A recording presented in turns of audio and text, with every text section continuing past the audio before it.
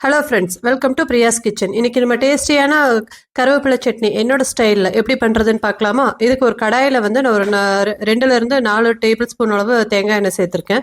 தேங்காய் எண்ணெய் ஹீட் ஆனதும் இதுக்கு வந்து 1.5 ஸ்பூனு உளுத்தம்பருப்பு, ஒரு 2 ஸ்பூனு கடலைப்பருப்பு, 2 பச்சை மிளகா, ஒரு துண்டு இஞ்சி, ஒரு 4 பல்லு பூண்டு போட்டு நல்லா நம்ம சாட் பண்ணி விட்டுக்கலாம். இது நல்லா சாட் பண்ணதும் நம்ம ஒரு கைப்பிடி அளவு சின்ன வெங்காயம் சேர்த்து நல்லா கலர் சேஞ்ச் ஆகிற வரைக்கும் சாட் பண்ணி விட்டுக்கலாம்.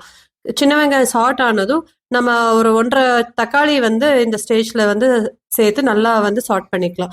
தக்காளி கொஞ்சம் சாஃப்ட் ஆனதும் இந்த சட்னிக்கு தேவையான அளவு புளிப்புக்கு கொஞ்சமாக ஒரு துண்டளவு புளி சேர்த்துருக்கேன். புளியை சேர்த்து நல்லா சாட் பண்ணி விட்டுட்டு ஒரு 2 கப் அளவு கருவேப்பிலையை நல்லா க்ளீன் பண்ணி வாஷ் பண்ணி வச்சுருக்கேன். இது கூட சேர்த்து நல்லா வணக்கி விட்டுக்கலாம். இதை வந்து ஒரு ஆறுனதுக்கப்புறம் ஒரு மிக்சி ஜாரில் சேர்த்து நம்ம உப்பு போட்டு ஃபைன் பேஸ்ட்டாக அரைச்சிட்டு இதுக்கு தாளிப்புக்கு கடுகு, உளுத்தம்பருப்பு, ஒரு வரமிளகா, கருவேப்பிலை போட்டு தாளித்து கொட்டினா சுவையான கருவேப்பிலை சட்னி வந்து ரெடி. இட்லி தோசைக்கு நல்ல காம்பினேஷன், சாப்பாட்டுக்கு போட்டு சாப்பிடலாம். இந்த வீடியோ பிடிச்சிருந்தா லைக் பண்ணுங்கள், ஷேர் பண்ணுங்கள், சப்ஸ்கிரைப் பண்ணுங்கள். தேங்க்யூ.